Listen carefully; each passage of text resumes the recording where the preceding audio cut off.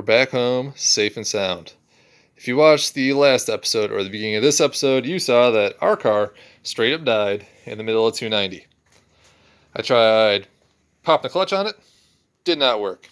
Tried jumping the battery, which is located in the trunk. No good as well. So according to ChrisFix, which is an amazing YouTuber, there are 3 things that might be stopping your car from working correctly. And I need to figure it out because I really want to get this supercharger on as soon as possible. Make some power. So the first thing you can check is your electrical. Without electricity, you get no spark, no explosions. So the battery's been dying for years. I'm going to replace that. If that doesn't work, then we're going to move on to the coil pack. After that, crank angle sensor, maybe the ECU, which you can find down here. Easy access because I have a stripped out interior so I can get to the wires. If it's not that, number 2, you can check out the fuel. Maybe the fuel line is clogged or the fuel the fuel pickup is clogged. We can try that out. And if it's not that, worst case scenario number 3 is a catastrophic failure of the timing belt.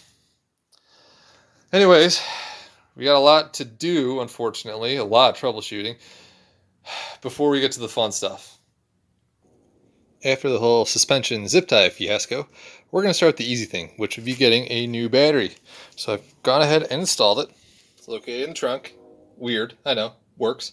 And then I also did make this little block here to help secure the battery, so this thing is not going to flop around on a track day. Let's see if it works. I don't know if you've seen my steering wheel before, but it's pretty sweet. All right, let's see if this works. Nothing. All right, next up, crank angle sensor. So there's our crank angle sensor, the old one. I've parted out a couple Miatas over my lifetime, so I have a good amount of spare parts accumulated. So let's see if this one works. Nope, nothing. Try it again. We're going to treat the parts like they do on a late night talk show where we just move everything down the line. They're still there just to show you that they showed up, but they're just going to move down a little bit out of sight. So crank angle sensor gone. Next up, new coil pack. Wish me luck. Again, sweet keychain. Thank you very much, y'all. And nothing. All right, next up, new ECU. ECU are the chosen one. Give me some new power, baby. Let's go here. Again, yeah, see, I'm not just swapping out parts. There's that one. There's that one. And there we go. All right, that's about it for electronics I can think of. I'm going to try out the fuel next. Wish me luck. I just tried to turn the car over and make sure that we were getting fuel inside of our lines.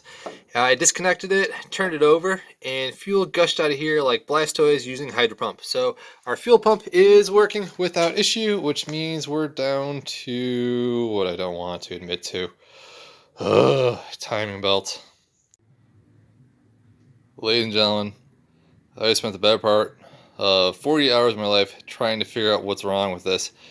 And I think I have a good idea.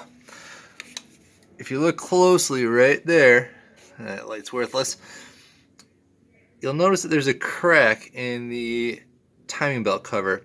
If you go over to this side, you'll notice, let me see, this one might actually require a little bit of light, down there, that there's like wool fur growing out of your car, and that shouldn't happen. Don't worry, it's not a rat, but I think our issue resides behind this cover right here. So I'm gonna pop that off and we'll see what's underneath. I don't know why, but whenever you take the valve cover off, it already looks like you did like 5 hours of work, even though it's about 8 bolts. So anyways, here's what I want you to take a look at. A timing belt right there. Look at all that junk coming off it. It is frayed. Like someone who just took a physics test or something. It is messed up. And I have a sneaking suspicion.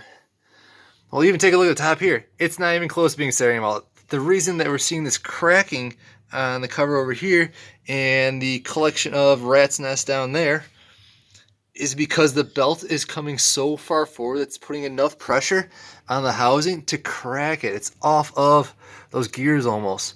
So I got a really good suspicion here that this thing isn't even close to being timed anymore, that we have had pretty much a catastrophic failure of the belt even though it didn't snap. So to start with, this is not supposed to be in 3 pieces. So that's not a good start. If we take a look inside the engine now with all the covers removed, you're going to see that it is full of hair everywhere, and the pulleys down there jammed up right next to the water pump. So that hair is all of the belt shredding itself to death, which is not good for anyone. It's not good for the car's health or my mental state as well. So I'm gonna see how far out of timing we are and then proceed. Oh God, just look at that mess down there. Proceed from there. Look at that wedgie.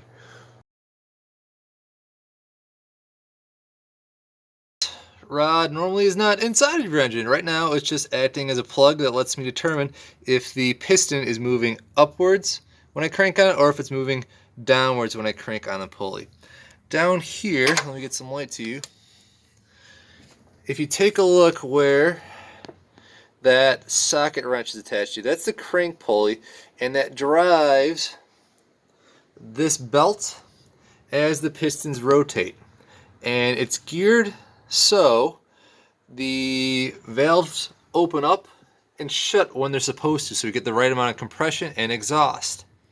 And to make sure everything's in line, Mazda, early in their days, marked off the cam gears with this letter right here for I, and to make sure that you're set up, this E over here.